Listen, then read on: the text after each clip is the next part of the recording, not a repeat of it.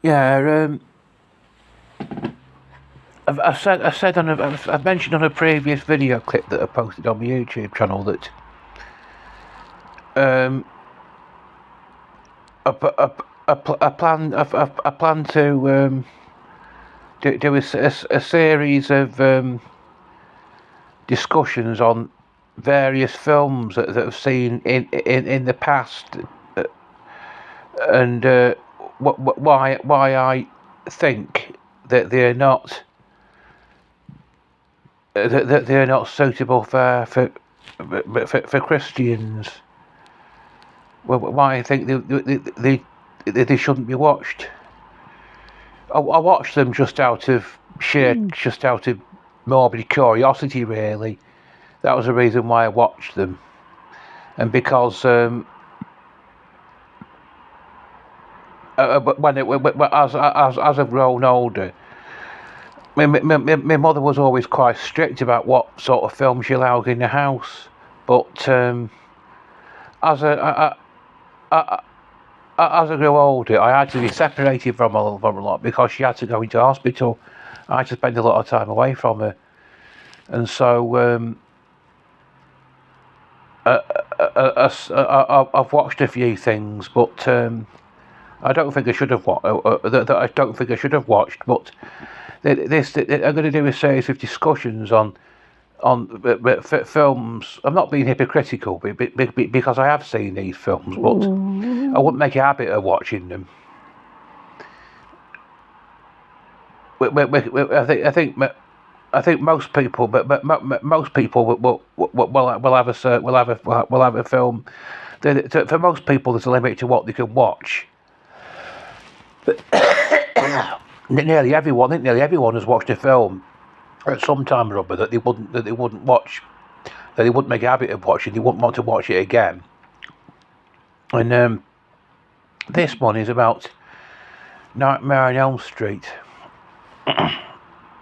And I think it was released in the States in 1984.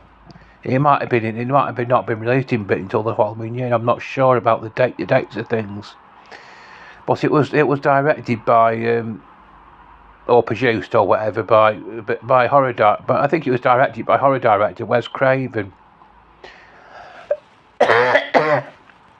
Well, a few of his films have been accused of inspiring copycat violence, and Nightmare on Elm Street apparently is one of them. I don't know very much detail about it, but if you Google, I think there was another of his films, Last House on the Left, and I think that was accused of inspiring copycat violence as well. It was released sort of 1972, in the early 1970s. Well, I think it was quite popular in the States, but in Britain, it was refused. The British Board of Film Censors refused to pass it, because they were more strict at that time. They were a lot more strict at that time than what they are now. They were a lot more stringent back then, and it was released on video in the 80s, because in the early 80s you could release films on video without them having to go through the process of censorship, and a lot of films got released on video that wouldn't have been given a certificate to be viewed in the cinema, because there was no censorship of films released on video. And because it was a bit of a moral outrage, the Daily Mail newspaper had this ban the sadist videos campaign to get all these films taken off the shelves, such as and the Zombie Flesh Eaters and Last House on the Left and Driller Killer, and they wanted to get films rated on video the same as what they were in in the cinemas, so that there could be proper restrictions on what could be what films could be sold to or rented out to children. And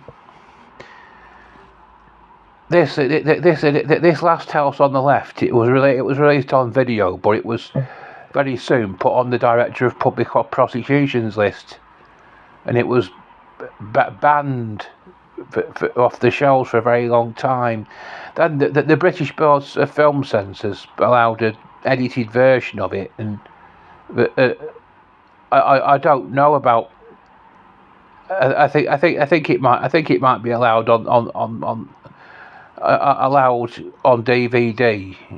I think they might have passed it on VHS video or DVD, completely uncensored now. But we're not talking about Last House on the Left. We're talking about Nightmare on Elm Street. That's another film directed by Wes Craven. But it has been accused of inspiring copycat violence, and there isn't actually a great deal of violence in it, but there's a couple of instances of very graphic and sadistic violence, and it isn't good for a person to see things as graphic as that. In the Bible, in Psalm chapter 11 verse 5, it says that God hates anyone who loves violence. Well, how would you justify watching Nightmare on Elm Street or films similar to it with that scripture? You can't, can you? It's because there is strong violence in it, and it's like the film Clockwork Orange, that was accused of inspiring copycat violence as well. But